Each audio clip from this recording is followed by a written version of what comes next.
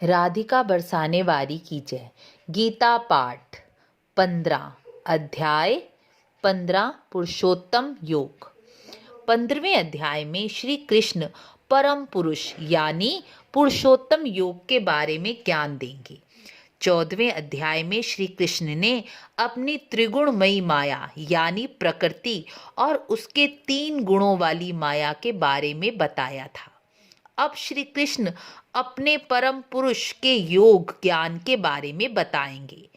हम कौन हैं, कहाँ से आए हैं?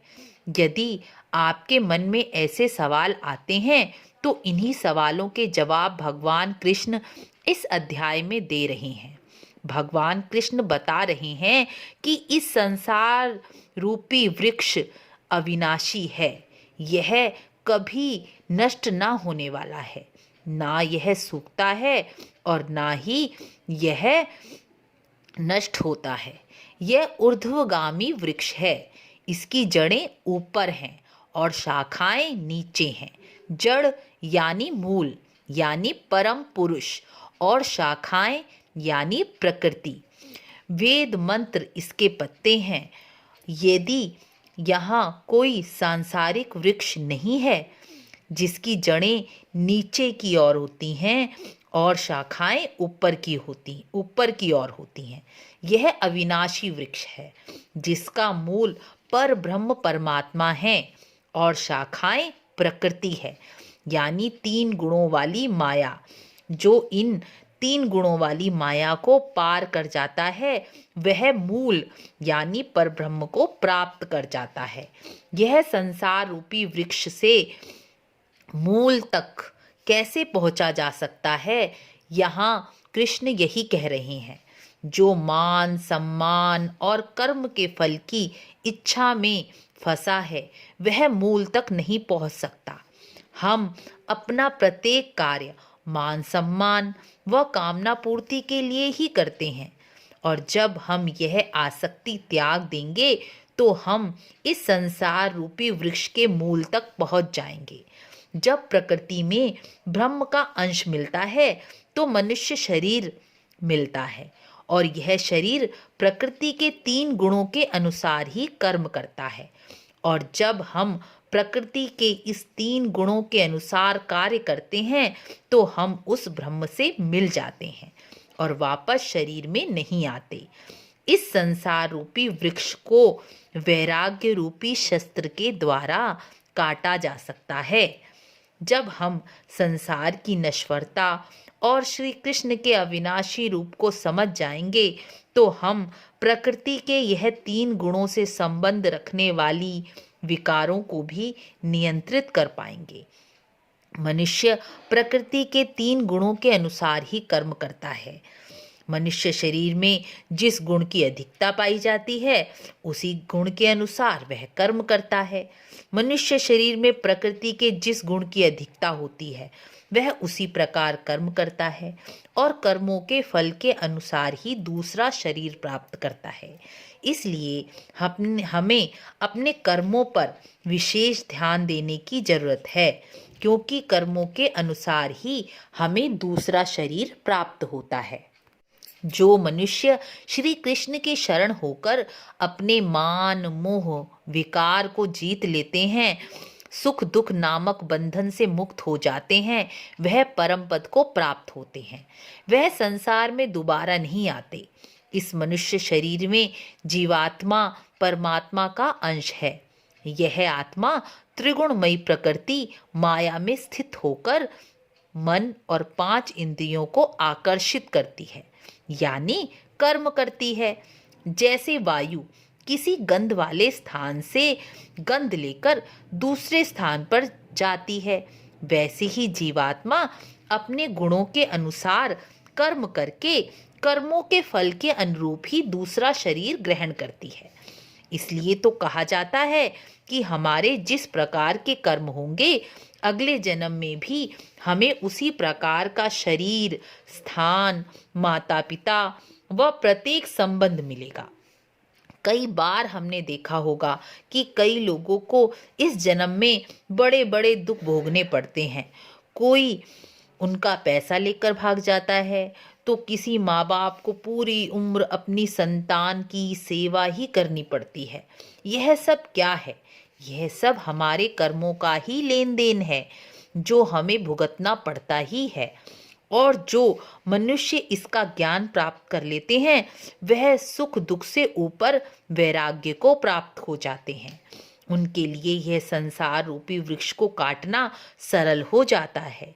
हम अक्सर गीता के ज्ञान को सुनते तो हैं, लेकिन उसको बोरिंग या बहुत कठिन है, समझ नहीं सकते, ऐसा समझ लेते हैं। लेकिन जब हम इस ज्ञान का चिंतन करने लगेंगे तो हम इसको अपने ऊपर घटता देखेंगे। जैसे जब हमारे जीवन में बड़ी समस्या आती है तो हमें अपने भी छोड़ देते हैं, कहीं से सहायता नहीं मिलती, तो कृष्ण का यही ज्ञान हमें देता है, सहारा देता है। संसार का असली रूप हमें दिखाई देता है और हम जब उस संसार की से अपनी कामनाओं की पूर्ति कराना चाहते हैं, जो स्वयं अपूर्ण है, एक अपूर्ण आपकी सारी कामनाओं की पूर्ति कैसे कर सकता है? हमने अपनी आशा गलत जगह लगाई है और यही ज्ञान हमें गीता प्रदान करती है। संसार का दिखना और परमात्मा का हमारे अंदर छुपे रहना ही परमात्मा की माया है। जो इस माया को जान लेता है, वह परमात्मा के लिए प्रयत्न करता है। जैसे हमें जब भूख लगती है तो हम भोजन करते हैं। भोजन के प्रति हमारी आसक्ति या रुचि या प्रेम, जो भी कह लो, तब तक होता है जब तक हमारा पेट नहीं भर जाता। और पेट भरते ही हम भोजन को देखते भी नहीं, और दोबारा जब हमें भूख लगती है तो फिर हम भोजन करने लगते हैं। इस प्रकार बार बार भोजन करते हैं, भूख लगती है फिर भोजन करते हैं, लेकिन हम यह क्रिया करते करते थकते नहीं। यह हम क्या सोचते हैं कि यह जन्म सिर्फ खाने पीने सोने घूमने विवाह करने के लिए ही हुआ है। ऐसा हम बार बार करते हैं और फिर भी हम इससे नहीं ऊबते, नहीं थकते, यही बार बार करते हैं।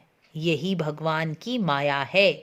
और जब हमारे मन में यह सभी विचार आने लगें, हम बार बार इसका चिंतन करने लगें कि हम कौन हैं, आखिर यही सब बार बार करके क्या लाभ, हम कहाँ से आए हैं, हमारे जीवन का उद्देश्य क्या है, हम बार बार एक ही क्रिया करते करते क्यों नहीं थकते, तो यही भगवान की माया से मुक्ति है, यानी यही वैराग्य है। हमें इस संसार रूपी वृक्ष को काटकर उस पर ब्रह्म पुरुष तक ले जाएगा, ऐसा ही समझना चाहिए। कृष्ण कहते हैं, इन संसार में नाशवान और अविनाशी दो प्रकार के पुरुष हैं। सभी प्राणियों का शरीर नाशवान पुरुष है और उसके अंदर बैठी जीवात्मा रूपी अविनाशी पुरुष, यह अविनाशी पुरुष है।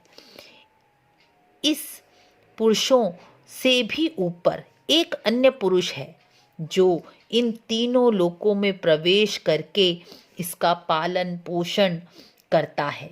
उस अविनाशी परम पुरुष को ही परमात्मा कहते हैं, क्योंकि वह पुरुष नाशवान और जड़ वर्ग क्षेत्र से उत्तम तो है ही, और इस परमात्मा रूपी अंश यानी जीवात्मा से भी उत्तम है। इसलिए सभी लोकों और वेदों में इसे पुरुषोत्तम कहा गया है। इस प्रकार जो मेरे पुरुषोत्तम रूपी योग को ज्ञान से जान लेता है, वह मुझ वासुदेव को ही भजता है। वह मेरे द्वारा कहे गए इस तत्व ज्ञान को जानकर स्वयं भी ज्ञानवान और कृतार्थ हो जाता है। उसे कुछ जानना शेष नहीं रहता। इस प्रकार गीता का 15वां अध्याय पुरुषोत्तम योग पूर्ण हुआ। गीता के 15वें अध्याय का महात्म्य भी अवश्य सुने और गीता पाठ का फल प्राप्त करें। वीडियो को लाइक, शेयर और सब्सक्राइब भी अवश्य करें। राधे राधे।